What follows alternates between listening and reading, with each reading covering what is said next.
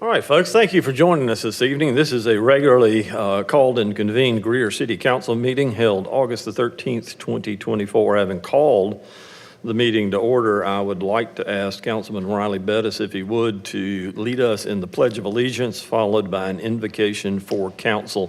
Please stand if you'd like to participate.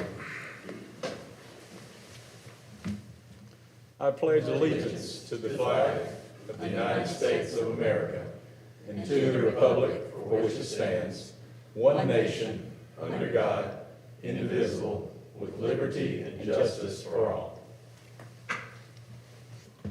Heavenly Father, thank you for blessing our great city, its citizens, and its employees. I ask that you give this body the strength and clarity to make decisions that are beneficial for all our citizens. Help us to be wise and prudent with the public's finances and transparent in all of our actions. And may the words of our mouths and the meditations of our hearts be acceptable in thy sight, O Lord, my strength and redeemer. Amen.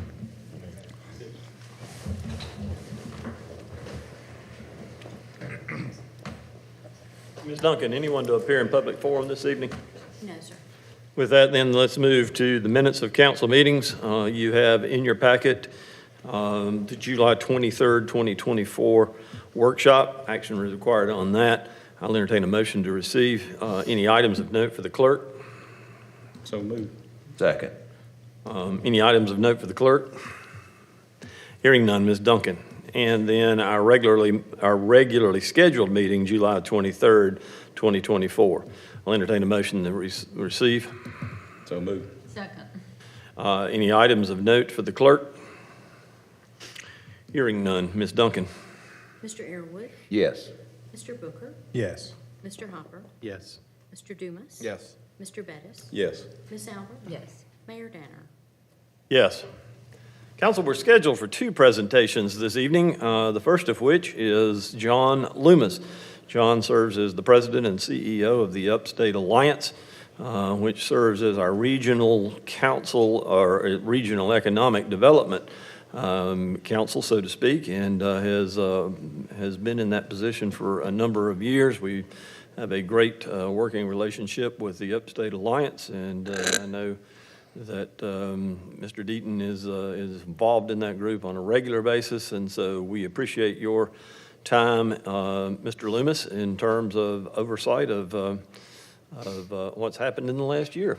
So, thank you, Mr. Mayor. Appreciate that, and thanks to Mr. Mayor and Council for allowing me a few minutes tonight just to talk about what is going on in the Upstate and what's going on with the Upstate Alliance. As the Mayor said, we're the Regional Economic Development Group over the Upstate 10 counties.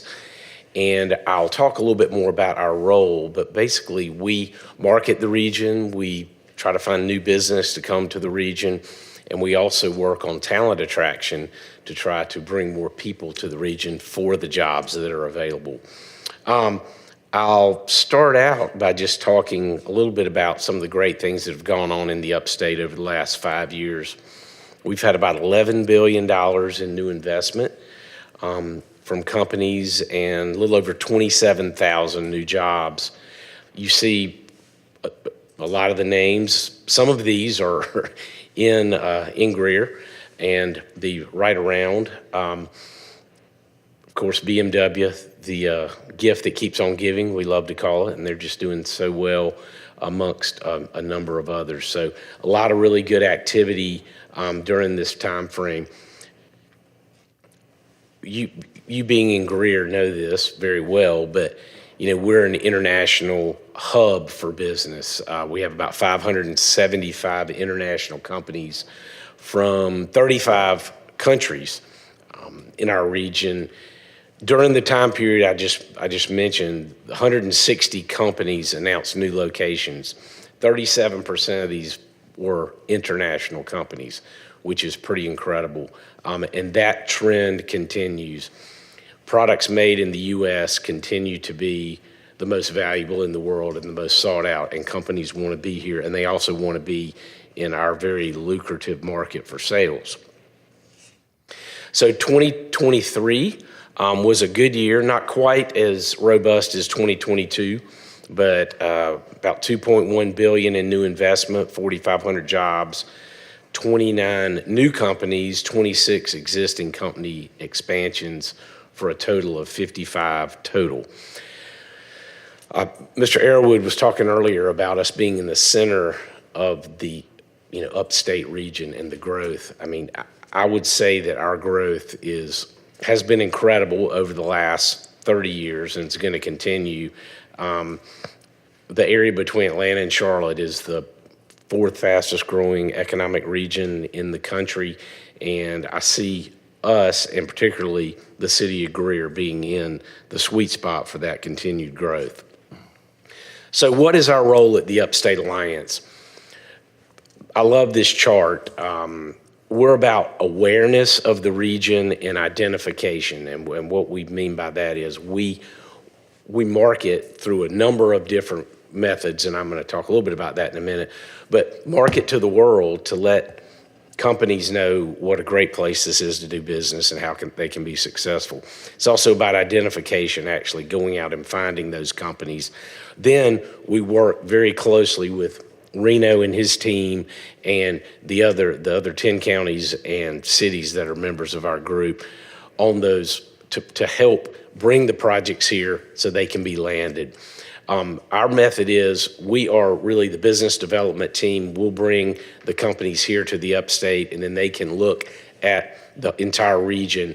And then the local economic developers like Reno work to actually close the deal. So they're doing the recruitment and the negotiation of incentives, and then our chamber groups help with making sure that it's a good environment for business. But again, our local economic developers, Reno and the others, are key to what we do, and they're really our prime constituency in our efforts.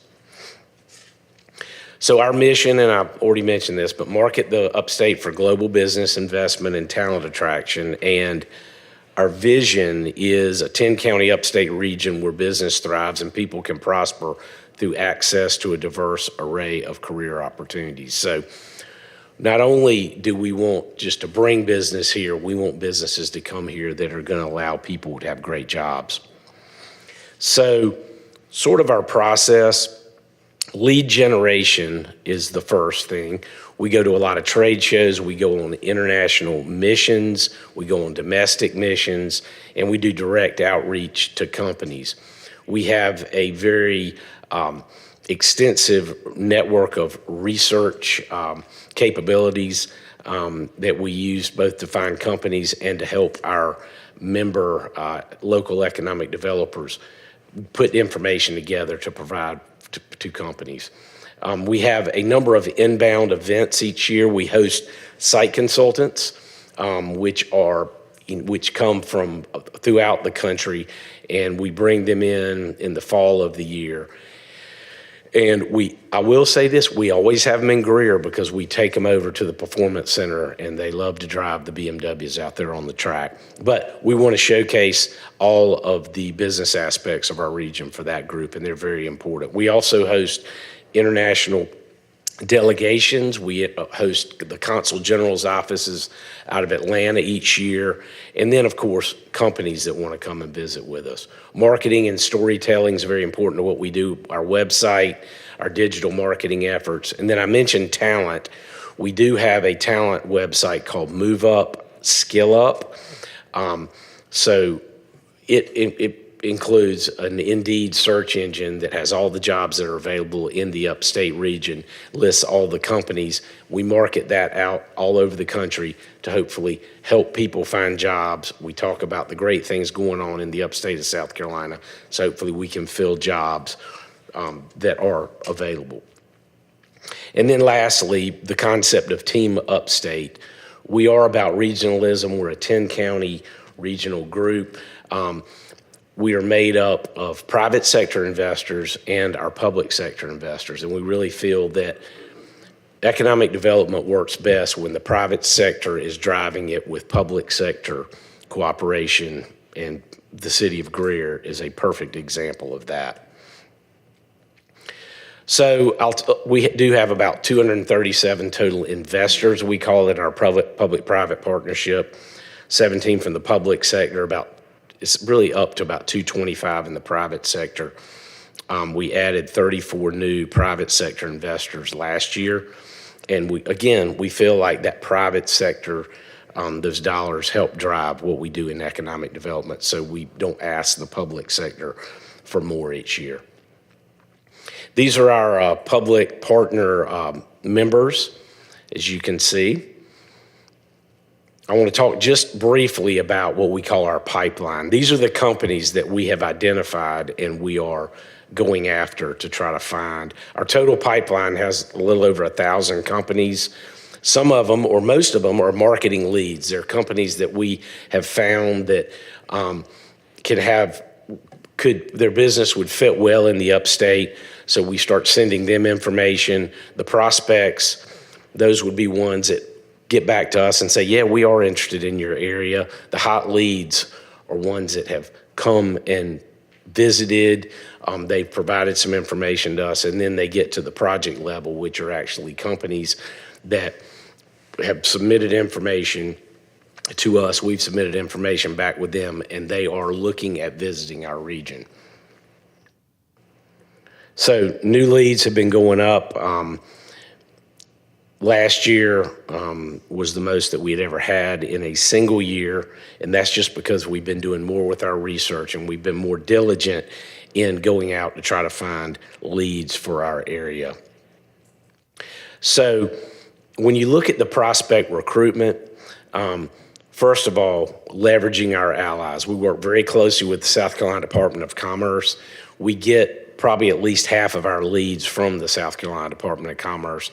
There are other groups like SC Aerospace, Automotive Council, SC Bio that we work with, and they help us find leads. I mentioned we go to trade shows. We also start cultivating the leads that we have in the pipeline by giving them information and telling the story of the upstate. We bring in industry groups, and we always include our local economic developers in that. And then we go on outbound missions each year. We've been to the UK, Spain, and Brazil this year. Later in the year, we'll be going to South Korea and Germany. So these we have seen are hot target markets for our efforts. Just a couple of examples of some of the things we do in international. The Czech Republic ambassador came here, actually came to Spartanburg County last year, and we toured and saw those folks. I think Alan is going to be speaking. He may be here already. After me, Alan Smith with One Spartanburg, we hosted that event there at their office. The UK Consul General came and spoke to us and got in front of a large group of our investors. Also, we had a large Taiwanese delegation. About 30 company representatives from Taiwan came here, very interested in BMW, very interested in the automotive sector. As I mentioned, we bring in consultants each year. We have the event I talked about in the fall, and then we've had opportunities to host other consultant groups. Earlier this year, we hosted the Industrial Asset Management Council, which is a national, international group of real estate professionals, both on the corporate level and working for real estate companies and economic developers. There were about 550 of those folks that came to the upstate, and we helped host that event. So very important getting those decision makers to the upstate to see our region and learn more about our business community. So presenting to companies is very important. We did 372 presentations last year, and that was amongst 4 of us that work in business recruitment. We sent out 69 what we call requests for information, and what that means is it's a company that has indicated interest in the upstate, so much so they provided us with a project profile on what they're working on, and then we send that out to our counties and cities for responses. And then we had 102 inbound visits of companies and what we call COIs, which would be site consultants, real estate brokers that have come into our region to learn more about what we're doing. So this is just an example of some of the research tools that we use to provide data, in a lot of cases, to Reno and his team, but also to learn more about companies that we may want to target and recruit. So RFI history for Greer, you will see that these are the actual companies that were interested that we went to the city of Greer to get additional information. So you can see how many that we have sent out to them over the past 5 years. And generally, the city of Greer is going to get all of the opportunities that we see because of y'all's nearness to BMW, your nearness to the interstate, and just because you have a lot of workforce advantages here. So you're seeing just about all the companies that are looking in the region. Talked a little bit about Move Up. I won't talk much more about this, but again, this is our talent attraction initiative and website. I'd invite you to go on Move Upstate, South Carolina, and take a look at that. A lot of great information. So I'll close with, what do I think and what do we think we need to do in regard to sustained success in our area and economic development. Industrial product is key. And I don't want to speak for Reno, but I feel like y'all are in pretty good situation up in this area in regard to industrial product, but you always need more. A lot of private developers have put in spec buildings and buildings that they've built in this area, but that is key, making sure you continue to have product. It's like going on a car lot. If there's no cars on the lot, you're probably not going to sell anything. If there's a lot of cars on the lot, people are going to look at them and figure out what they want. And then, of course, workforce. So key in continuing to build that workforce in the K-12 and up into the technical community college and also in the four-year universities. We've got to continue to focus on the workforce development if we're going to be successful, because we're going to grow. Companies are going to want to be here, but they're going to be looking for trained people when they get here. Okay. That's all that I have, but I love to take questions, so glad John, to take questions. Yes, sir. In terms of that continued success, and I know you can't put a percentage on it, but what difference, we know the inland port has grown just exponentially over the last 7 or 8 years. Every year a new record, and looks like another one this year. Are you seeing more inquiries that are specific to location somewhere near the port? Is that a driver for y'all? It definitely is. We see, when it first, actually my first year in this job was 2014, and that was the first year that the inland port really opened and got up to speed. And at that time, BMW was, pretty much probably 80% of the traffic going out of there and in there. Now, I don't know what percentage, but it's much lower percentage of just BMW using it, and companies are aware of it. We always take our site consultants there when we can and let them know about it. But yeah, a lot of companies are very interested in that, and there are a lot of companies that have landed here because of that as being a key part of that, particularly in distribution and then, in automotive parts and things like that. Thank you. Others? One thing I'm going to ask your help with. Yes. And then the other is a question. The help, I am, and we all are cheerleaders for our city. I hear from our residents and people in my district all the time is why in the world when BMW makes an announcement or something's coming out about BMW, it says Spartanburg. They are nowhere close to Spartanburg. Please help us with that.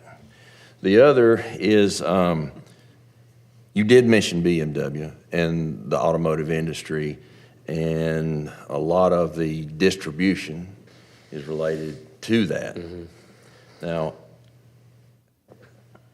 I see it's almost a mirror image of textiles. And what happened with textiles, they were king. We had or the upstate had a lot of investment from foreign companies, Germany and France, but it was all textile related. When one company decided labor is too high, they left. And companies you would never expect just to pick up and go, but they did. The Southeast now, we have tons of automobile manufacturers. We have our more than fair share. Is Upstate Alliance doing anything to help?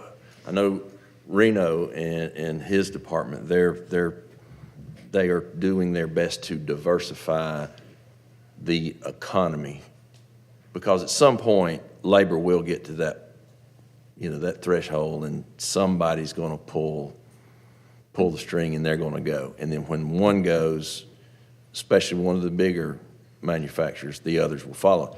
Now, it may not happen for a very, very long time, but I do believe it will, just based on history, if that's the way you want to look at it. Yeah, I mean, we focus very much on diversifying our industrial base. I mean, we have 5 target markets, basically. Automotive, of course, mobility being one, but aerospace, engineered materials, which is kind of a catch-all for, metals, plastics, fibers, things of that nature, life sciences, and then food and beverage. And I'll give you an example. Food and beverage, we had 6 projects that announced in 2023 for food and beverage. Now, these are good projects that announced all over the region. So, I mean, we focus on a lot of different areas other than just automotive. We really do. And there's if you looked at our announcements, and I wish I had that data in front of us, automotive is not always the highest number of announcements. Last year, again, it was food. So food and beverage. I mean, so we're making a lot of efforts not just to focus on one area. Yeah, we're very familiar the impact that it has directly on our city as far as food and beverage. Yeah. In Reno, I believe this is correct, that we have the largest private labeler or bottler of fruit juices in our city. And one of the reasons that we've seen an uptick, during COVID, we had supply chains were broken. Okay, so people figured out, hey, I don't really want to make something in Minnesota and then have to ship it down to the Southeast. We have 54% of the U.S. population within one day's truck drive from the center of the upstate. Wow. We have about, and it's phenomenal how many customers and consumers are within, a very easy range of here. So that's why we're seeing more of these food and beverage distributors coming to this area. So. Others? John, you made an ask about spec space, Yeah. spec buildings. I know that our inventory is really high right now on the larger spec buildings. I know there's 100,000 and up. It seems like we have Yeah. a good bit of inventory in the upstate. But I've seen some interest in some of the smaller spec spaces, somewhere between 5,000, 10,000 feet up to 50,000. Is that kind of what a lot of the people that are coming in are saying we'd like to see, or we'd like for you to have in order to be ready for us to kind of get started, or where are they in the process of their business? Is it more mature or starting up, or what do you need on that front? Well, I mean, we've got a lot in the upper range. I mean, we've got a lot in the 300, 400, 500, all the way up, and a little bit of a glut in that distribution space. However, we do see companies that want the smaller, buildings, 5,000, 10,000. The 50 to 100,000 is a really good range of where we see a lot of folks looking, but we need those under 100,000, square foot buildings definitely for manufacturers coming in. Because a lot of manufacturers come in and they don't need, a huge space. 10,000 feet is probably pretty good for them to be able to do their technology, innovation, research, particularly if they're a supplier to one of our larger manufacturers here. So, yeah, we need more of that. But if you ask me, we need more of everything always, but particularly in that range. Got one question about Yes, sir. workforce. Yes, sir. So in 2009, when I graduated high school, the first place I stopped was Greenville Tech. And Greenville Tech at that time was busting at the seams, you know. And when I went back a few months ago to Greenville Tech, they mentioned that 2009 was record enrollment for them, and it's kind of gone down over Right. time. From a workforce perspective, you know, Greenville Tech offers a certain type of product. What are y'all seeing companies wanting? Is it on the education side, technical side? What are y'all seeing for workforce? Yeah, I mean, it's generally, I mean, I used to work at Tri-County Tech before I did this job, and it's fairly similar to what we used to see then. I mean, people still need welders, CNC machinists, mechatronics, but also IT folks, you know. So, I mean, the needs are industrial electronics type thing. I know that's mechatronics, but maybe in a different way as well. But the need is certainly there, and you were talking about the enrollments being higher in 2009. And you know, when the economy is bad or poor, a lot of people go back to school. When the economy gets better, it's not that people aren't going to the technical college. In a lot of cases, they're going and taking 1 or 2 semesters, and then they're getting hired up because, you know, they might be taking a welding class or welding courses, and an employer comes in and says, okay, you know enough now. I can, you know, do OJT for you, and you can figure out what to do when you get there. Greenville Tech's, most of the technical colleges in South Carolina's enrollment has trended down. Spartanburg Community College has actually ticked up. I think they're up by like 11%. But I hope I answered your question. I kind of rambled there, but we have, you know, now you can basically go to the technical college, community college for free. You know, I mean, with the state scholarships that they have now, particularly for in-demand positions, you can pretty much go for free. Are most of them, is it a pretty even split on 4-year, needing 4-year degree folks? And Yeah, I mean, like, if you talk to the folks at BMW, they're always looking for the 4-year degree folks as well in sort of their middle supervisory and maybe a little up, but the 4-year degrees are still very important to our manufacturers. John, we thank you. We appreciate the time and the report, and Yes, sir. I'm glad to have you with us. And let's make this an annual affair. How about that? Yes, sir. I appreciate the opportunity. Thanks to the city of Greer for what y'all do, and we really enjoy working with Reno and the relationship we have with him as well. Right. We enjoy it as well, Yep. too. So thank Okay. you. Thank y'all. Appreciate it. Y'all have a good night. We did have to move some dates around with one Spartanburg, and I guess that got lost in translation somewhere. I don't see Alan or any of his folks with us this evening, so we will move on past that. If someone happens to show up, we'll give them a chance to speak. I would like for council to hear a report on Power Up Spartanburg. Andy and I have had the opportunity to hear and see this program in action. It is a very innovative approach to helping Spartanburg County small and minority businesses in an initiative to get them up and off the ground. It provides both rent assistance and even some funding to help new businesses, and they are celebrating their 1-year anniversary. And as you can see, they've been able to engage a number of residents, particularly in regards to completing, as part of this effort, college degrees. So it's a great program, one that I think that we could take advantage of locally, and would love to have them come and do a presentation on that. And I believe you and I heard a presentation on that just at our last meeting.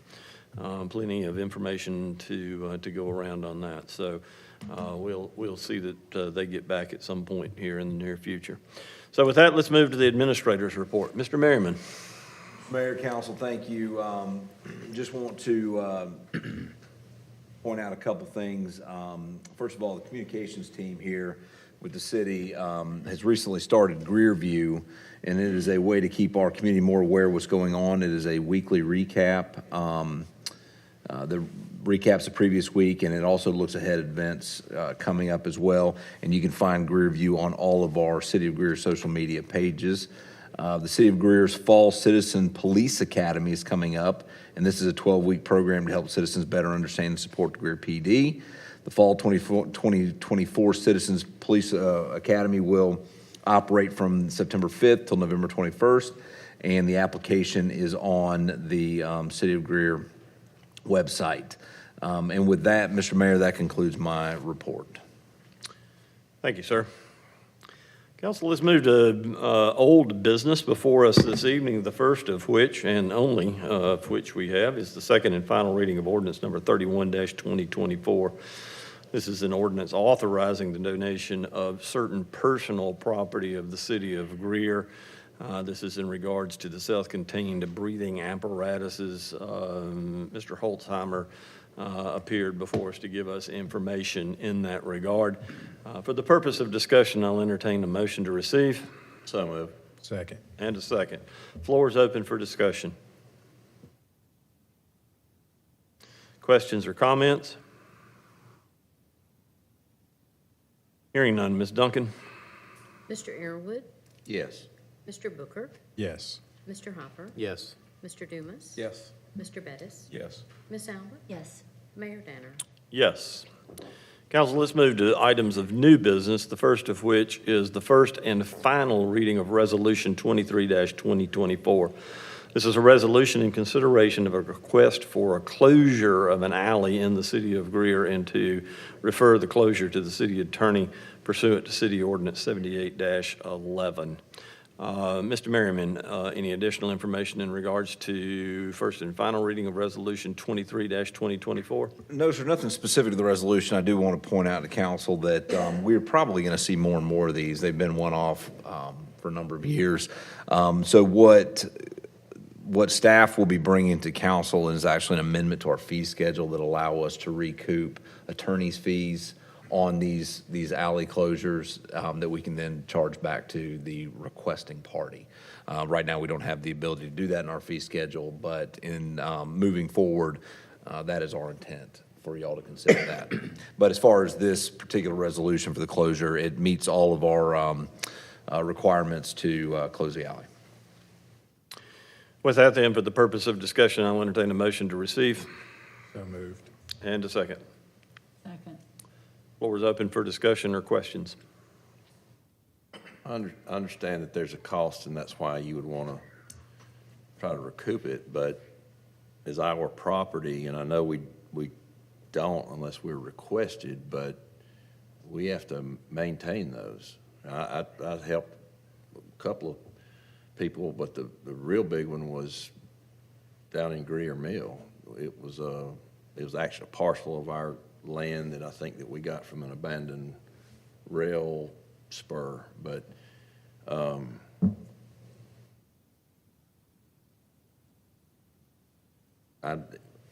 mean, fine if somebody else wants to take property that we're not using and maintain it, great. I just don't. We probably need to think about adding it to the fee. Yes, sir.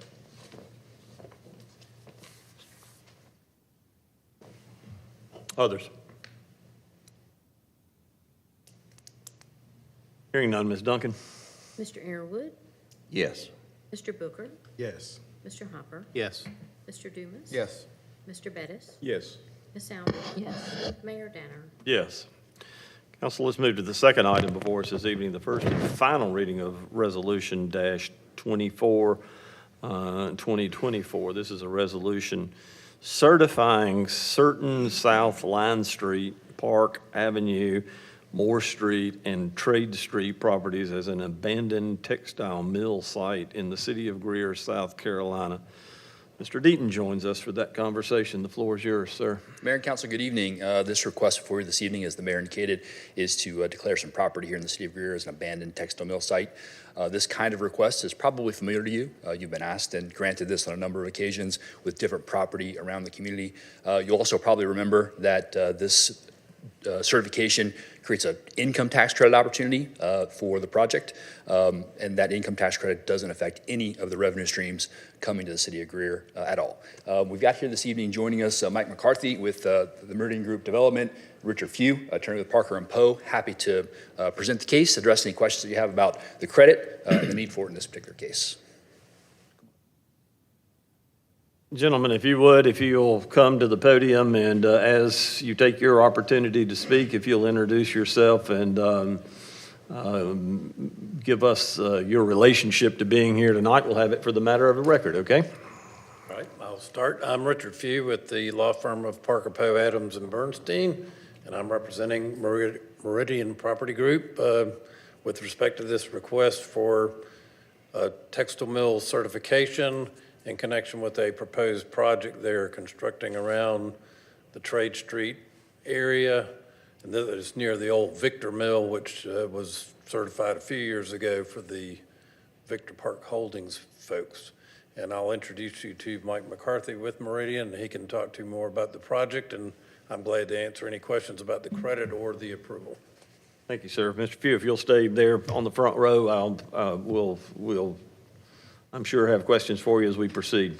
Mr. McCarthy, the floor is yours, sir. Hi, Michael McCarthy with the Meridian Group, developer, contract purchaser of the sites in question. Planning to break ground on the project next month, 275 units, and excited to do business here in the city of Greer. Anything specific you wanted on the project? Yes, sir, just a moment. So I know there is a number of questions. If you and Mr. Few will share that responsibility, I think it's going to be helpful. I know that one of the ones that is of great interest is the fact that there are people on this on this council that go back a long ways in this community and are trying to figure out what the linkage is between the mill site and those areas that may not be, have been used for production. And so that may be Mr. Few's question to answer, but I know that there is a question about continuity and how all that happens and relates to each other. So would you give us an overview of that, please, sir? Certainly. The reason we would even be having a discussion about this particular project and its qualification as a textile mill site is the fact that it is located in a distressed area of Greenville County, and that is defined as basically a low-income community, has higher than normal poverty levels as certified by the U.S. Economic Development Association, or it's been defined either as a new market tax credit census tract or an opportunity zone. This fits all of those criteria. So with that, the legislature amended the law, this textile mill statute law in 2018 to add, if you were in a distressed area, the definition of a textile mill site would be expanded. The original law had that definition back in 2004, and in 2008 they restricted the definition to the footprint of the actual textile mill building. That was all that would qualify. So if you were looking at the Victor Monaghan Mill out there, that footprint would have been the limit of its site. In 2018, they amended the statute for the distress classification to include all areas that are were devoted to ancillary uses. That could be water detention, roadways, driveways, basically anything within 1,000 feet of that mill or within any ancillary uses. So when you look at something like the Victor Mill, it was a pretty large tract, and the entire tract qualified, allowed that particular project to go forward. With respect to the Meridian tract, one parcel in the tract was the J.P. Stevens baseball field that the employees used back in the 1940s. And that's considered one of the ancillary uses. So that particular parcel was a direct ownership of the Victor Mill. The property across the street from that, Park Avenue, once we got assisting Meridian, we determined that was the site of the old Greer oil mill, which had a cotton ginnery operation all the way up into the 40s, and was basically a textile mill in its own right. It was ginning cotton for about 30 or 40 years before they turned it into something else. So it qualifies as that site, and it owned about 3 parcels up along Moore Street towards Park Avenue. And then the remaining things were ancillary sites adjacent to that. And that, within the definition, anything within 1,000 feet of that mill site could qualify as an abandoned textile mill. And that's the basic background of why the mill site definition is broader for property in a low-income community, and they want more benefit dollars going to the redevelopment of those particular sites. And just for clarity, the amended legislation in 2018 also includes, and you may have mentioned this, but simply land holdings of the textile mill as well, too, did it not? Yeah, as long as they were within 1,000 feet of one of the mill uses, that's the criteria. And the other criteria that, and this was included in our packet, was certified by the Appalachian Council of Governments, ACOG. The designation for distressed properties or areas is a federal designation and was approved by ACOG. That's correct? That's correct. Okay. Others? Floor is open for questions or discussion. I think Riley might be able to help me with this, but it was the Sandlin Mill that fronted Moore Street, correct? I believe that's correct. I never knew they were on, the only thing I ever, of course, I'm not old enough to go back to the 40s, but on Park Avenue were I don't know what that first building was used for. That might have been something with the Sandlin, but then they had the old barracks there that just stayed there forever. So I'm trying to, there's a few things, and I guess that y'all believe that the terms of the law or the law is being met by, I'm assuming there's been a measurement from Victor Mill proper to the site in question, that it is within that 1,000 feet. We've measured from all the textile mill uses, and that was supplied to Mr. Kozlerick, the city attorney, to review to make sure he was also in agreement that it met the criteria as well from a legal perspective. So the ancillary uses, Well, the baseball field would have been an ancillary use to the Victor Mill site. so the baseball field was not the Stevens field. It was. J.P. Stevens bought the Victor Mill in the 40s. Right. Yeah. But so even if you're measuring from Stevens Field up to Victor, No, you could come Come this from way. the church, from behind Victor Church, straight out that street. right, and that's less than 1,000 feet to the. That I think the width of the entire piece of property. tract of piece of property that comprises this is about 335 feet one side to the other and about that far deep from Moore Street down to the other street. It's not that I don't want anyone to be denied the ability to receive a tax credit or anything like that. It's just, if I vote yes, that means I agree with all this, and I just don't know that all these. Okay, the Victor site that we're talking about was a schoolhouse, correct, at one point? Yes. Yeah, I believe so, yeah. Okay, but the ownership went from J.P. Stevens to the school district, is that correct? To the best of my knowledge, that's Okay. correct. So the law allows, although there's been transfer in ownership of property, and there's been rehabilitation or upgrades made over a period of years, that still qualifies? Yeah, it basically says if a site was initially used for textile mill operations or uses ancillary to those operations, then it qualifies as a textile mill, Even if it has changed hands. even if it's changed hands.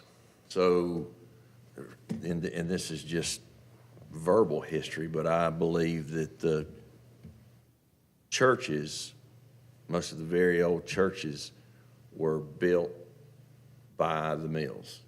Absolutely, and that's what our historical research, that's part of what I do, is go back in the real estate records, and you will see that all the homes, the churches, the recreation centers, everything was owned and operated by the mill. And when, in the 40s, that's when J.P. Stevens came in during Milliken, the bigger companies. Prior to that, it was all family-owned, most of them. And they basically platted lots out and sold the houses to the mill workers, deeded the property to the church. I think even on that particular site, we looked at it, and that was what happened to it. So it's gone through several different levels of ownership. One example I can give you is the Huguenot Mill in downtown Greenville, which is now part of the Peace Center, and they certified that for textile mill ownership, even though it hadn't been operated as a mill since the 80s. And it's now owned by a private foundation. So I have no doubt that J.P. Stevens owned just about every piece of property below the railroad tracks at one time. So you're saying that every house in Victor qualifies for this credit? So long as it's within 1,000 feet of Right. the mill site, that's the key. The farthest parcel that we're talking about here, like on the corner of Moore and Trade Street, Yeah. I think that's beyond 1,000. What was the ancillary use of that property? That's a contiguous site, which does not have to be a textile mill use. So, but the Greer Mill, so if you go back into the history, so you have the baseball field, which was owned by Stevens. I could not find any record that Stevens owned any portion of the next block, which is the Park Avenue to Trade Street block and more. But it was owned by Greer Oil Mill Company and back to the early 1900s. And the Sanborn maps we found and the deeds we found in some articles, even in the Greer paper, said that they were ginning cotton and selling it off of that particular operation. And it stayed there, and you could even see pictures back to early 2000. The remnants of that mill were, kind of on the ground by then. But that's the mill site for that particular portion of property. Well, there used to be a scale on that site, a house with a scale in it on that site. And I don't know, I guess that was part of the weighing the cotton Yep. process. Yeah. But if you go on further to Trade Street, I don't remember that as being part of the mill. No, none of that was part of the mill, so, no, we're not saying that. So there's like 3 parcels that Greer Oil Mill owned, which were closer to Park Avenue than they are to Trade Street. And then there's 3 lots that go down from Moore Street down Trade. Those were, one of them was vacant, 2 of them had houses on them, as best I could determine. Those are what are called under the statute contiguous sites. So as long as they were adjacent to a textile mill site or a site that was used for ancillary purposes to textile mill sites, and they are located within 1,000 feet of that, then they are also qualified. They don't even regard what those properties were used for in terms of, for that test. And I think the rationale for that when the statute was passed is that you had mill villages and you had some things that may have never been used for textile mill purposes. They might have been a power station or something like that. You find that down around the Saluda River a lot, but they were kind of part and parcel of the whole town, and so they didn't want that particular site to go unbenefited by it simply because it happened to be in the middle of the textile mill village. I would question that that's within 1,000 feet, those lots. That's a long way. They're adjacent. Yeah, but it's still not within 1,000 feet. That's one of the That's what he just said. You had to basic be determining within- factors. Although it's contiguous. I mean, that was the first thing I had to do with, for the legal support in submitting the application and the resolution into the city attorney's office was to basically give them all the supporting information, the maps, the meets and bounds and the distances between all that to make sure it was within the 1,000-foot boundaries. You're only measuring from the ball field. No, it's got to be from the mill site. No, it's, No, it's from land they owned. Well, I thought you said it had to be from 1,000 feet from Victor Mill. or any areas owned by Victor Mill which were used for ancillary purposes, such as the ball. So like Judson Mill, they had a baseball field. It was 400 yards away from the main mill building, but that was considered ancillary use. Greenville County Council did certify that one for a project about 3 years ago. So you're measuring from Stevens Field, that's how we're No, getting? not Stevens. Not Victor Stevens, Ball Field. Victor, our ball field. Oh, I understand Cities, that. yeah. So It's within 1,000 feet from there, without a doubt. Yeah, sure, the ball field is. Yeah. no, you're measuring. Okay, from- so what you're saying is that you've got the mill site that's all contiguous, but then you jump across into a different county, and you've got the Victor ball field, the property that the city has. You consider that contiguous and Well, that was part of the original Victor Mill holdings. I mean, the church was, I mean, they owned a whole bunch of land back then. They owned a bunch of the houses back then too.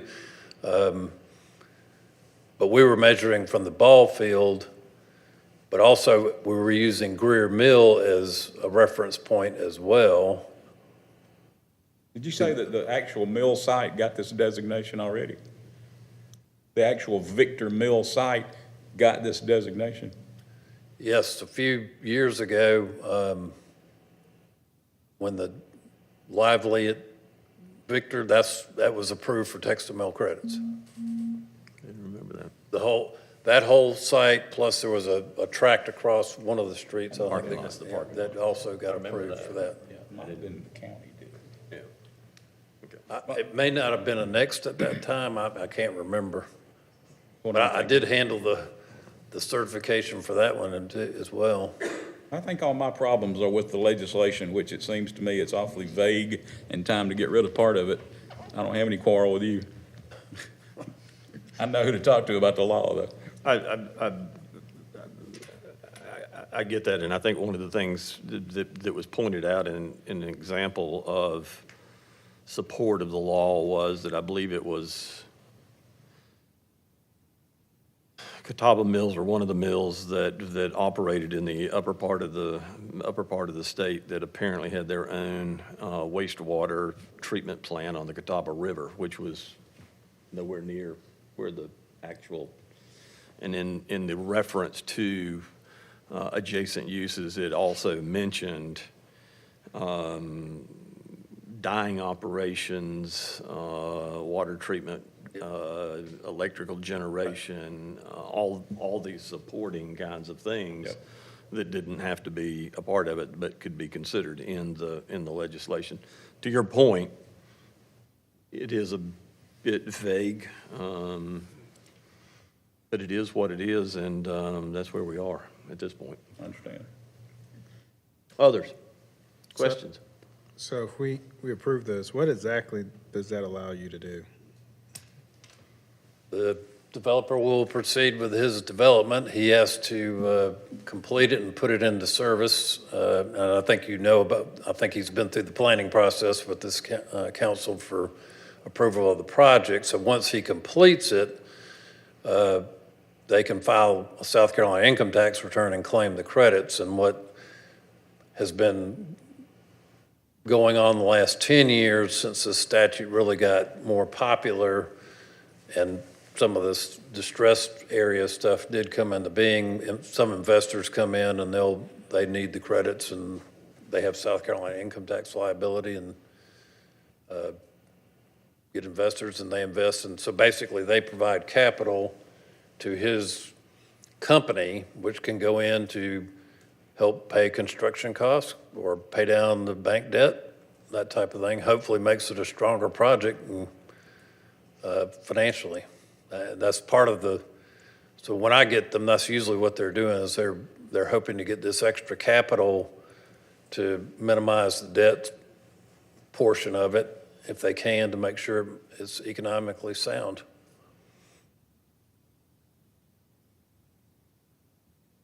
In the future, could we have the supporting documents? And we would all gone through it and figured out exactly what, all the questions. I printed it out. Well, you have the maps and the distances and all of that. Well, I did that at home. Gotcha. And when I did the distances, and it was just barely 1,000 feet to get to the first property. Yeah. Right. The I do have, enabling legislation is 45 pages, so I didn't print it out. well, I mean, it could be all put on our, put in. Yeah, it's with a link, yeah. Right. Now, this does not indicate that this development is going to be subsidized, correct? I mean, I know that these are tax credits, but if there's any kind of, the developed site's not going to be subsidized, correct? Government housing, basically. No. No Section 8, anything like that. Pardon? 100% market rate. Now, does this mean when he gets that built that it's no longer a distressed area? Well, the distressed area is really founded by whatever the poverty and income levels and all that. So it's really Federal designation. it's a census, it's like a U.S. Census tract test. And But speaking about that, we were told by, Imogene, what's her name? Imogene. Yeah, Mama D. That portion was no longer, we only have one portion that's still considered poverty, and that was the Victor Mill proper, not. The definition of distress doesn't mean poverty necessarily. It's related to some other stuff. So that's why you've got designation from ARC or an opportunity zone or these 3 or 4 different things. It's not necessarily tied. It may be tied to mean average income or something like that, but it's not a definition when you say distressed of a poverty-stricken area. Others? Questions, comments, further discussion? Did these questions ever come up during the due diligence period for these sites about the tax credit? They did not, no, sir. Not as part of our due diligence Yeah. with them, no, sir. This has no impact to local taxes. Others? Ms. Duncan? We need a motion, Mayor. Ah, So moved. so I have a motion, so moved. Do I hear a second? Second. Any further discussion? Hearing none. Ms. Duncan? Mr. Airwood, Yes. Mr. Booker, Yes. Mr. Hopper, Yes. Mr. Dumas. Yes. Mr. Bettis. Yes. Ms. Albert, Yes.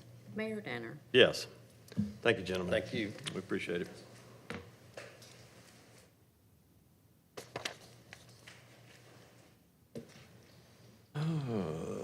Let's move to item number 3, first and final reading of resolution number 25-2024. This is a resolution authorizing a lease purchase agreement, Series 2024, in the principal amount not exceeding $5 million relating to financing of equipment for municipal purposes, authorizing the execution and delivery of such documents, including the lease agreement and other related matters.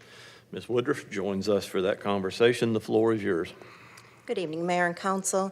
Before you have a resolution authorizing the city to enter into a lease purchase agreement not exceeding $5 million, which was approved in the budget that you already passed in this current fiscal year.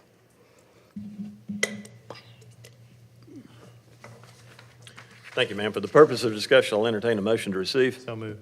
Second. And a second. Floor is open for discussion. Questions or comments? Hearing none. Ms. Duncan? Mr. Airwood, Yes. Mr. Booker, Yes. Mr. Hopper, Yes. Mr. Dumas. Yes. Mr. Bettis. Yes. Ms. Albert, Yes. Mayor Danner. Yes. Thank you. Thank you. First reading of ordinance number 32-2024. This is an ordinance to provide for the annexation of a certain property owned by Frank W. and Tammy Merritt located at 1035 Abner Creek Road by 100% petition and to establish a zoning classification of MDR for said property. Ms. Cotty joins us for that conversation. Ms. Cotty, the floor is yours. Thank you, Mayor and Council. Again, this is an annexation request for one parcel at the intersection of Abner Creek Road and Brockman-McClyman. It's currently in unzoned Spartanburg County, and they are asking to annex into the city and zone medium-density residential. This is an aerial view of the property. Again, it's the northeast corner of that Brockman-McClyman-Abner Creek intersection, directly north of the Vines Creek and Sylvan Wood subdivision. And south of that fire station that's out there. This is our current zoning map. To the north, it is manufacturing and logistics, formerly S1 Service District. Again, unincorporated county, which is the fire station. And then south, we have that DRD project, Vines Creek and Sylvan Woods. This is the future land use map. The blue area that you see is mixed employment, and then the yellow below Abner Creek Road is suburban neighborhood. And then these are kind of two street views looking from both Brockman-McClyman and then Abner Creek Road. It is approximately a 25-acre site. Again, they're asking to come into the city and zone medium-density residential. The preliminary plan is to develop a townhome community with a range between 140 to 160 townhomes. Again, it does correspond with the mixed employment future land use designation. Staff is recommending approval to Planning Commission. We feel that it is a good transition point between some of the more intense non-residential future land use categories, as well as zoning districts to the north, and then some of those lower density residential zoning districts and future land uses south of Abner Creek. So Planning Commission will have a public hearing on this next Monday, and then we'll see it again for second reading. And I am happy to answer any questions that you might have. By show of hand, is the owner of the property or representative of the owner of the property with us this evening? Okay, thank you. With that, then, for the purpose of discussion, I'll entertain a motion. So move. Second. Floor is open for discussion. Is the house going to remain there? Are they going to build the townhomes around the house, or? Well, that is still to be decided, and that is why I said a range of 140 to 160 townhomes. They have not submitted a plan for Planning Advisory Committee at this time, so I think they are still trying to decide. The initial plan we saw did kind of carve out that parcel and have the estate lot remaining and having a buffer with the townhomes around it. And then we've also seen one with the potential to take it down and put additional townhomes. So I don't think they've quite gotten to that point yet. So the number of townhomes you were stating is with the house, with the big house remains on the property, is that correct? If it remained, it would be closer to 140. If it were removed, it would be closer to 155 or 160 max. Is 155, 160, is that the max allowed for the acreage? It is not. However, based on the layout of the plan, staff believes it's pretty close to the max of what they could do with townhomes. The density is much higher allowance, but the only way they could get that would be with an apartment complex. Pretty much open land with very few trees up from the house point up, yeah, Yes, ma'am. kind of rolling, yeah. I know it may be speculating tonight, and I know this isn't what we're considering tonight, but would we expect this to trigger intersection improvements at Brockman McClyman and Abner Creek? That is a very good question. They did do a traffic study. From that traffic study, they initially had a layout that had an entrance on Brockman McClyman. After corresponding with DOT, they will not be having any access onto Brockman McClyman. They'll have two on Abner Creek. And they did trigger an improvement southbound on Brockman McClyman onto Abner Creek, a right turn lane.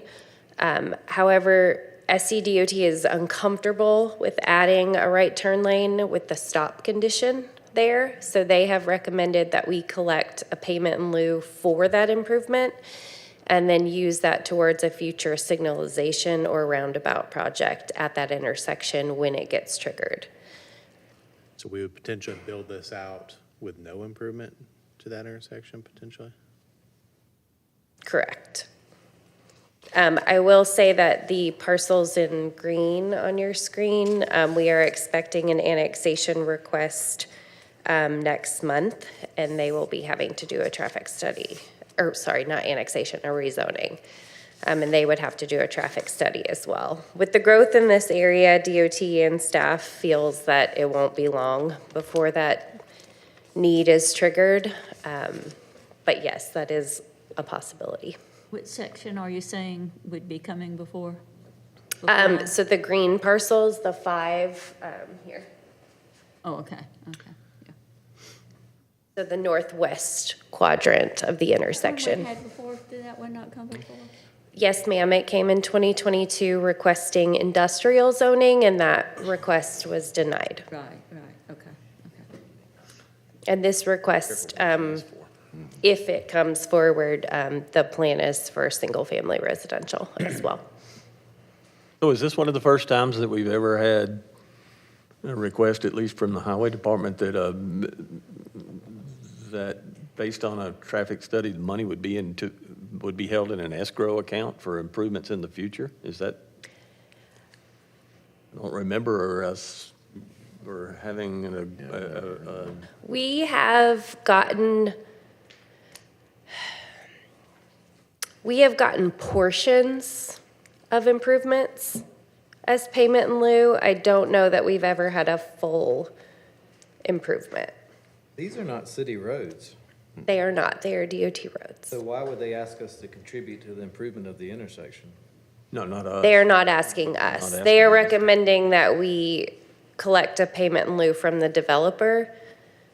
That would be the amount of what they would have to do if they put in that right turn lane, and then that would be used So when the next one comes in and triggers the improvement, we would then have a development agreement with them. If they did the improvement, then we would give Pool them the that funds money. between the potential between multiple projects. Yes. To do everything that needs to be done. Yes, so we do have a history of asking for payment in lieu, and I believe that's why SCDOT was more open to that, knowing our history. But yes, it is a little different than we've seen. Mr. Merriman, Yes. if all of this passes, then the only parcel on that side is going to be the fire station. We still running a truck out of there? Out of that station? Yes. No, sir. Okay. Well, yes. So that's Pelham Yes. Batesville? Yeah, that's the Pelham Batesville So Brockman. what are the annexation laws about? I mean, does that hold a value? I mean, what I'm saying is, as far as providing services, of course, fire's already there, but if something, let's say one of our employees working there on a shift, their car is broken into, it would be Spartanburg County Sheriff instead of Greer PD, or heaven forbid, something bad was happening. Of course, we're going to get there much quicker. Is there, is that treated like a private parcel of land where we would have to? Yeah, it would be under from a law enforcement standpoint, under Spartanburg County Sheriff's No, jurisdiction. I'm sorry, about annexation.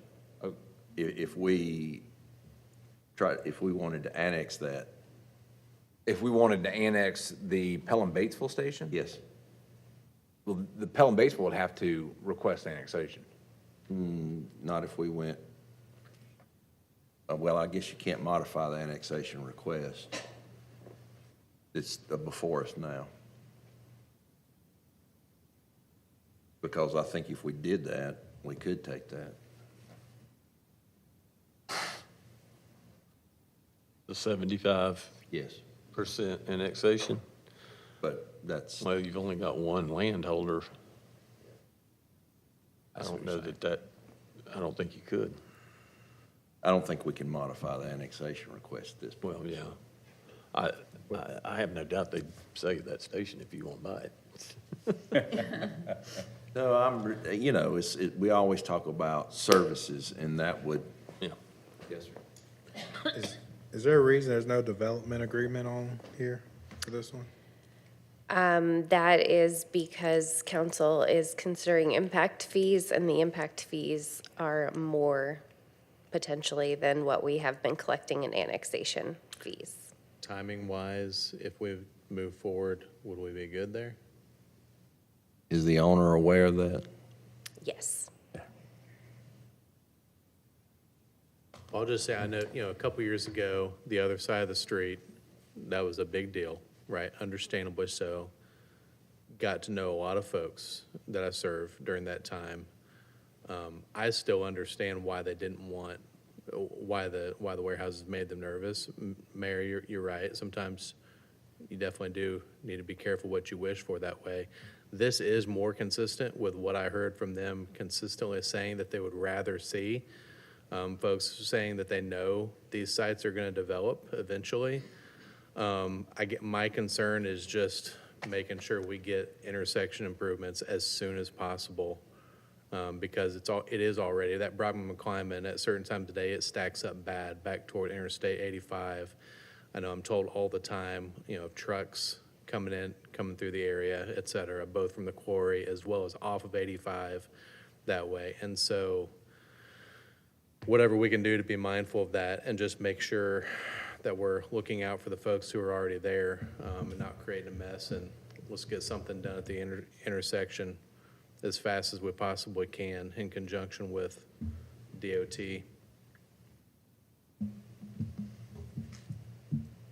Now, I know in and around Brockman McClyman and Abner Creek, there's a few projects on the Spartanburg County 1% list.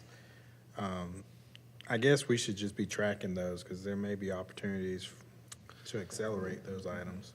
I understand Abner Creek is one of those to be repaved on that project list. I don't know where in the priority list it is for the county, but I'm told, from one end of Abner Creek to the other. Is Abner Paving Creek, it. I thought that was state, it's county road? It's on the list. It's on the 1%. Yeah. Oh, For Spartanburg County. Gotcha, Yeah, gotcha, It is gotcha. state, but it's one of the Oh, ones that. interesting, I okay. understand. Yeah. I think Snow Also Road, Snow there Road at, is too, isn't it?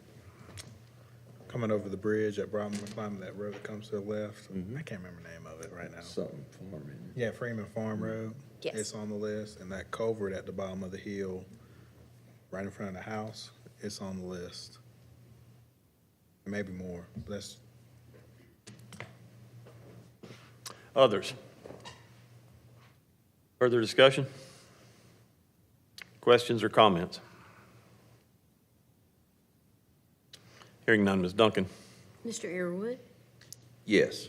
Mr. Booker, yes. Mr. Hopper, Yes. Mr. Dumas. Yes. Mr. Bettis. Yes. Ms. Albert, No. Mayor Danner. Yes. Thank you, ma'am. Last item before us in terms of new business is the first reading of ordinance number 33-2024. This is an ordinance to amend Chapter 2, Article 5 of the Greer City Code, Procurement Code. Ms. Woodruff joins us for this conversation. Floor is yours. Mayor and council, before you have an amendment to the purchasing procurement code,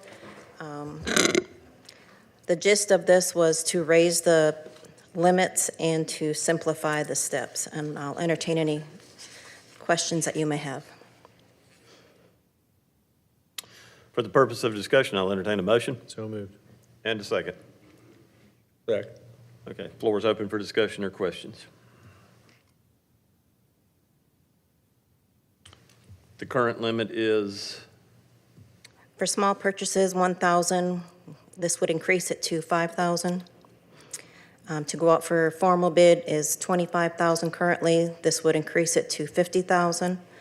And it would also raise the limit to allow directors to authorize their own purchase for purchases that council had approved in the budget of 75,000. Anything above that would require the administrator's signature. thank you, ma'am. Others? In this procurement, is this where we find that if it's a business located inside our city, that we take their quote and it's reduced by a percentage? Yes, we allow them up to 2,500 for local vendor preference. Now, the 2,500 has been in that limit has been in there since the inception. Yes, sir. And we did not take a stab at changing that purely from we would like to hear your opinion on it, quite frankly. Well, It's just like the rest of the numbers in there, they haven't kept up arguably with the practical application of day-to-day business. I think in this particular case, if council's inclined to offer some sort of local option or local incentive, we would be willing to hear and include anything that you would suggest. this is first reading, correct? But this, you got to remember that, yes, sir, this is first reading, but it was for any vendor who meets all the criteria in the subsections, blah, blah, blah. But above, they will have their bid responses reduced by 5%, but not to exceed a maximum of 2,500. Right, right. Others? Questions? Comments? Discussion? Hearing none, Ms. Duncan? Mr. Earwood, Yes. Mr. Booker, Yes. Mr. Hopper, Yes. Mr. Dumas. Yes. Mr. Bettis, Yes. Ms. Albert, Yes. Mayor Danner. Yes. Thank you. Thank you. Council, we have two matters to consider in executive session this evening. Mr. Mayor, I'd like to make a motion that we enter into executive session to discuss two contractual matters. One pertains to Project Indy. The second pertains to South Carolina Department of Health and Environmental Control related to the Greenville County Tax Map Number 05350101033502. Those are both allowed by state statute, section 30-470A2. Comes as a motion. Do I hear a second? Second. Ms. Duncan? Mr. Airwood, Yes. Mr. Booker, Yes. Mr. Hopper, Yes. Mr. Dumas. Yes. Mr. Bettis, Yes. Ms. Albert, Yes. Mayor Danner. Yes. Council, we will stand in executive session. We will use this room for the executive session, so we'll ask that, yeah, step outside, please.